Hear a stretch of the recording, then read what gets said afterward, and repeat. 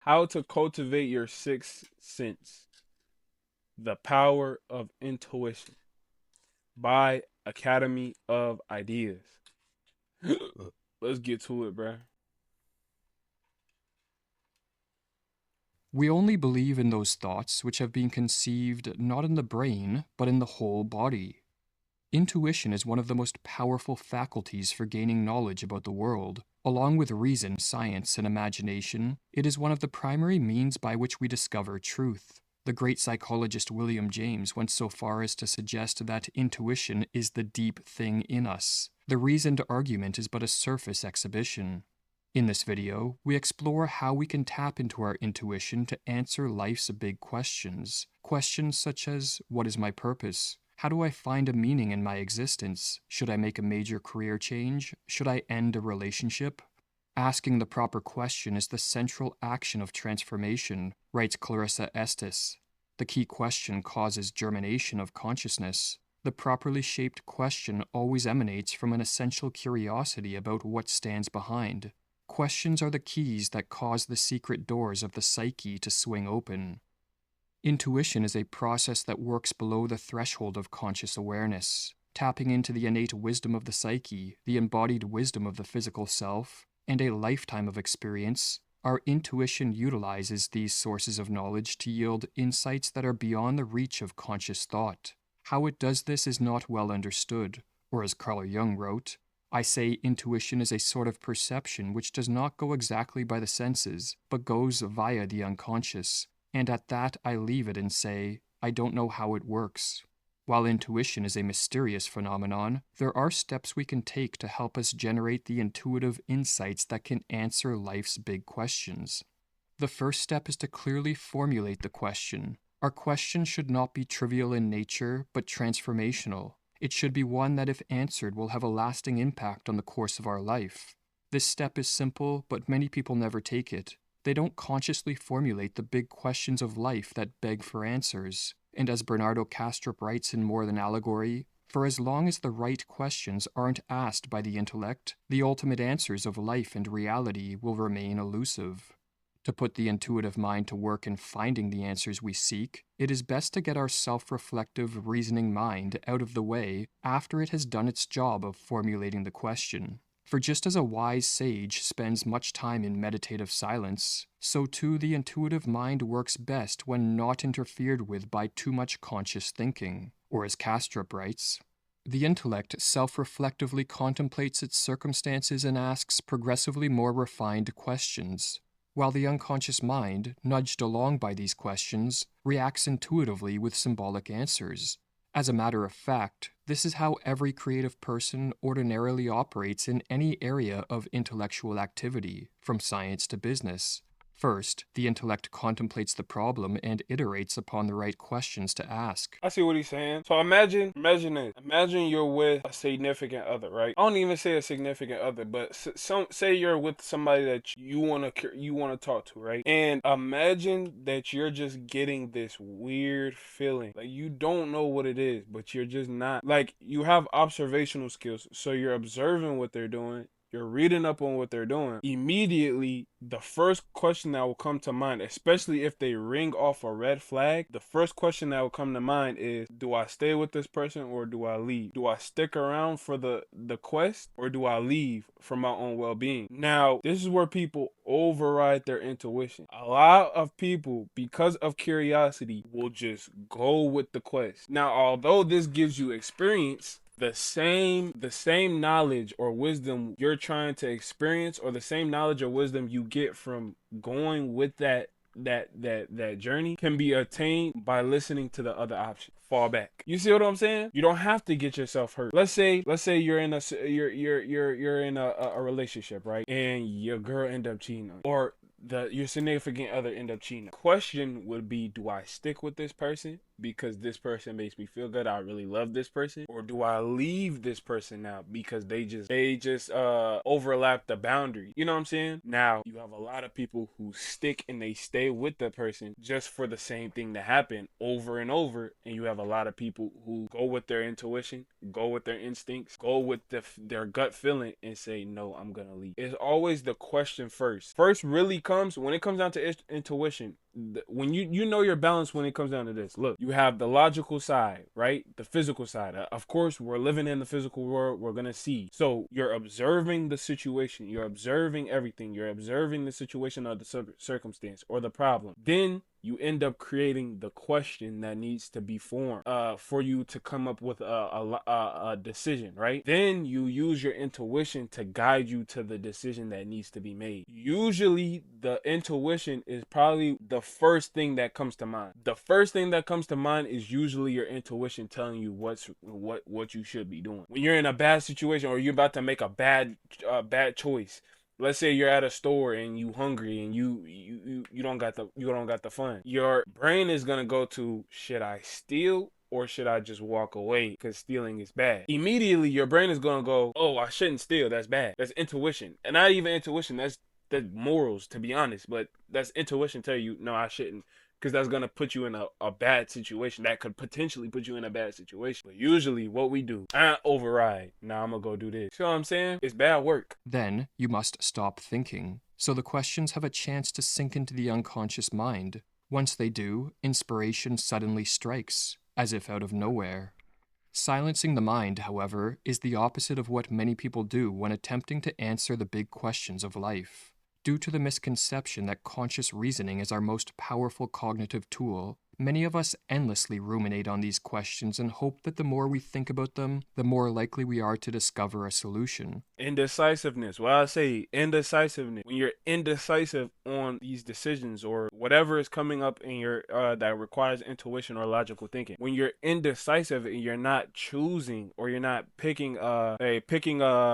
choosing a decision, that one weakens your intuition, but it weakens your self-trust even more. You should actively be trying to become more decisive of a more decisive human. Now, it is a perk to be able to analyze the situation, step back, think about it, and then decide. But you should never want to overthink a decision or overthink what's going on. You know, overthink any circumstance, situation, problem, any decision. You should never want to overthink it, because that just leads to indecision. And indecision is stagnation. Mind you, the unconscious mind is the unknown. It's the unknown. Again, the unconscious mind, the spiritual aspect of your mind, the unconscious mind, the emotional aspect of your mind. That's the one that leads you to whatever the decision that's right. Is the spiritual aspect, the aspect of yourself that you don't know why it's telling you to do this, but it's telling you to do it. It's the unconscious aspect of yourself, the spiritual aspect of yourself. Nowhere.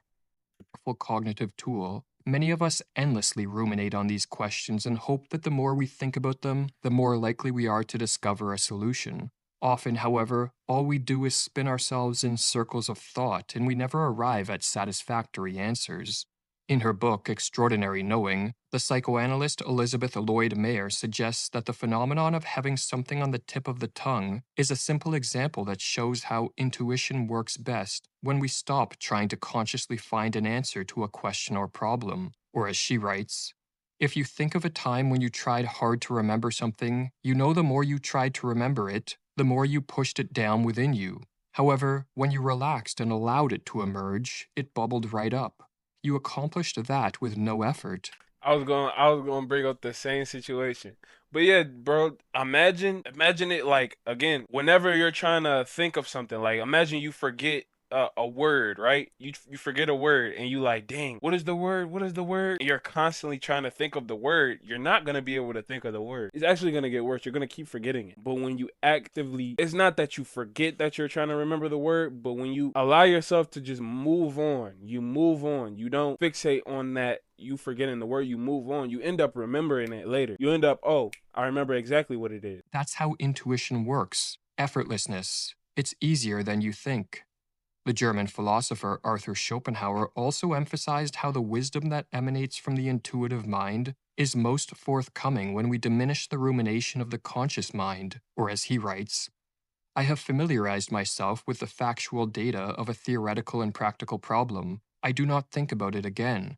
Yet often a few days later, the answer to the problem will come into my mind from its own accord. The operation which has produced it, however, remains a mystery to me.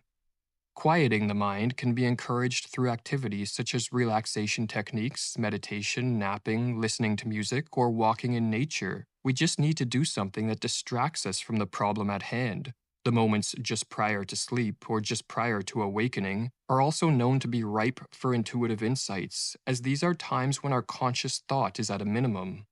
Along with quieting the mind, we should strive to connect to the body, for intuitive insights present themselves both as bodily experiences and as conscious thoughts. Our ability to detect intuitions, therefore, is promoted by exercises that ground us in the physical body, or as Ian McGilchrist writes, even if intuitive insights manifest as cognitive, they are embodied, in the sense that they are both informed by and inform the motion of our limbs, our breathing and pulse, the emotion of our heart and gut and mind. Gut feelings are one of the primary forms of intuitive communication. In his book Intelligence in the Flesh, Guy Claxton notes that if you are told the best way to do this task is to go with your gut feeling, you do better. Just this simple suggestion is enough to redirect your attention from more rational to more intuitive strategies. If you're interested in this topic, check out our membership video titled The Loss of Intuition: Why Too Much Consciousness is a Disease. This is just one of over 100 videos available to our members, and we are adding new videos to our membership library every month. Support our work and sign up today for $5.99 a month or $49.99 a year at academyofideas.com/members. In addition to being integral to our intuitive capacities, the gut also plays a prominent role in our emotional experience, or as McGilchrist writes, the gut and the psyche have close connections. Anxiety, depression, and other disorders have characteristic expressions in gut behavior, and the associations work both ways. Diseases of the gut affect mind and mood. Recognizing the role that the gut plays in emotional processing, it will not be surprising to learn that chronically suppressing emotions impedes our intuitive abilities. When we sever our connection to the emotional signals that emanate from the gut, we also sever our connection to an important source of intuitive communication. Or as McGilchrist writes, lack of awareness of emotions negatively affects intuitive decision-making. Asking questions, quieting the mind, connecting to the body, and being more emotionally aware are steps we can take to increase the chance of having an intuitive insight that can transform our life. In her book, Extraordinary Knowing, Elizabeth Lloyd Mayer interviews many individuals who display remarkable intuitive abilities. One of her interviewees was a woman named Helen Palmer, who, as Mayer notes, has written extensively about intuition and travels all over the world through her school, which teaches people to develop intuitive abilities. To conclude this video, we will turn to Palmer's insights for some practical advice on how to strengthen our intuitive capabilities. Intuition is a very different variety of knowing than the knowing we call rational. It's different in kind, and you simply cannot, engage in both kinds of knowing at the same time. This degree of intuitive knowing relies on different, subtler signals than rational knowing. Those signals only become perceptible with a shift in consciousness, a shift out of rational thinking. See, that's where I think it's wrong. Now, I do agree. I don't think you can rationally think and intuitively think at the same time. One has to be one. But I think it's like a sequence. So whenever I'm making a decision that I feel like it needs both at the moment, so I can have a reasoning behind it. Like if I have to have a reasoning behind something, I'm gonna think rationally first. No, I'm gonna think intuitively first. The intuition is always going to be there for me. I'm naturally all intuitive. Intuition is always going to be there. I'm going to think intuitively. The decision is going to already be intuitively there. Then I'm going to try to feed into that intuition. Or I wouldn't say necessarily feed into the intuition, but I'm going to see if I can try to prove that intuition. If the intuition it can't be proven, or you see what I'm saying, then I'm not gonna feed into the intuition. But if it can be proven by any means, then I'm gonna listen to the intuition. But this is only for things that need a reason behind it that is reasonable. Even though the intuition is not reasonable, some things call for a reason. Some things do call for a reason. Some things do call for rational thinking, and that's where both both your intuition and your rational thinking skills come into play. But they definitely both can be done at the same time. That's the sequence that I go by. You go your intuition first. You're 9 times out of 10 intuitively you'll have the answer already. If you're tapped in, I say in specific, if you're tapped in intuitively, you'll already have the answer made up within your mind. Then if it needs to be a reasonable decision, then you'll start using rational thinking. Then you'll start using analytics, critical thinking skills. That's when you start using those. But other than that, man, 9 times out of 10, bro, I don't be needing I don't have reasonable decision making. I don't need reasonable decisions. I don't be in situations where I need to be reasonably making decisions. I can use my intuition anytime. You see what I'm saying? That's a jolt for intellectually trained people to realize. But as you learn to shift back and forth, you learn to trust it, and the shift gets easier, quicker, and more automatic. Our minds resist intuitive knowing. Once you learn to relax that resistance, you can start to reclaim intuition from its suppression by the rational mind. The more you work with it, the more remarkable your knowing becomes. You free the receptive state from its armoring by the ego. You learn to live closer to receptivity. If you're tired of the intellectual shallowness and sterility of modern culture and want to learn about the ideas of the greatest thinkers in history, join our membership program and access over 100 videos created to deepen your understanding. But yeah, as far as when it comes down to the rational mind and the intuitive mind, again, the masculine and the feminine mind, the left pillar and the right pillar. That's the way that I use it. That's the way that I balance myself out because naturally, I don't know why it is, I don't know how so, but naturally my intuition is like this. I think it's just over the years I've been so in tune with just listening to my inner judgment that I've unconsciously uh strengthen that intuition. So you know what I'm saying? But what I've have to work on, or not even work on, but what I've had to work on was becoming more conscious about the way that I think when it comes down to rational thinking and intuitively thinking. So uh again, I can think about something intuitively, or something intuitively will come up, but then it will also take me to sit there and really, I let's rationally think about this. Let's uh analyze this decision. Let's think deeper on this decision. I'm not a person that I will linger on to a decision too much. I don't like lingering on to anything. I don't like stagnation at all. So when I get into these points of thinking, 9 times out of 10, I'll come up with my answer within on the fly, or I'll come up with an answer within thinking for a good amount of time. But all it takes, bro, is just intuition. First, listen to your intuition. First, listen to what's the first thing that comes up, or the first thing that pops up in your mind, or listen to your gut feeling, and then think rationally if the decision is called for a reasoning, call for some reasoning behind it. But